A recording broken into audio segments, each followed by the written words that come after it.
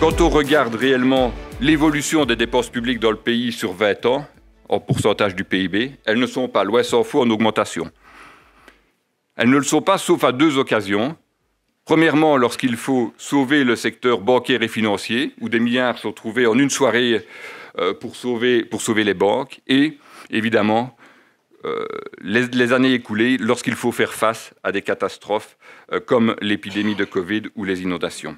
Donc, la question à se poser, c'est effectivement d'avoir une réflexion en ce qui concerne les politiques fiscales. Le discours sur la pression fiscale cache une politique qui a pour objectif de rendre les riches plus riches et d'appauvrir à la fois la population et les pouvoirs publics.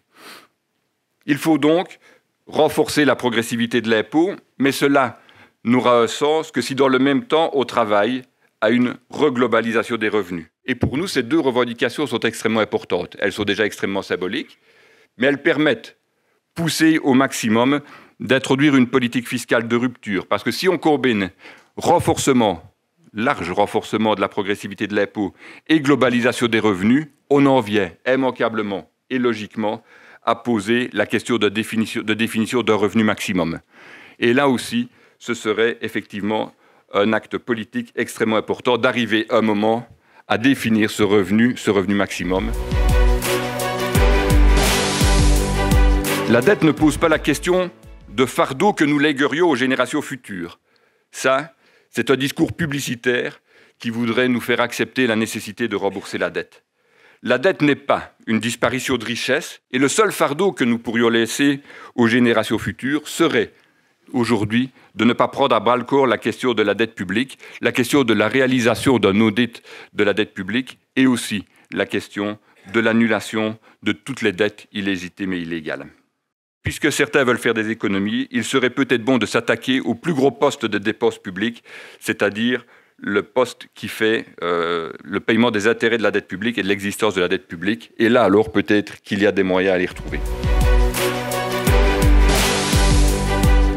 Le statut de la fonction publique qui n'a pas été mis en œuvre pour, entre guillemets, comme certains voudraient le croire, donner une bonne pension aux fonctionnaires. Le statut permet justement une stabilité et le fait que les administrations puissent continuer à fonctionner dans des conditions optimales.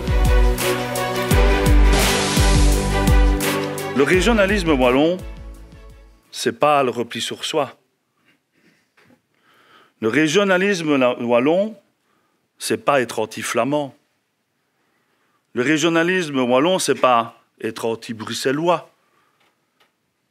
Le régionalisme wallon, c'est pas, comme le criait le Vlaams Blok, België bast, que la Belgique crève. Non. Le régionalisme, c'est aussi, comme je l'ai dit tout à l'heure, s'adapter aux réalités socio-économiques. Plusieurs exemples.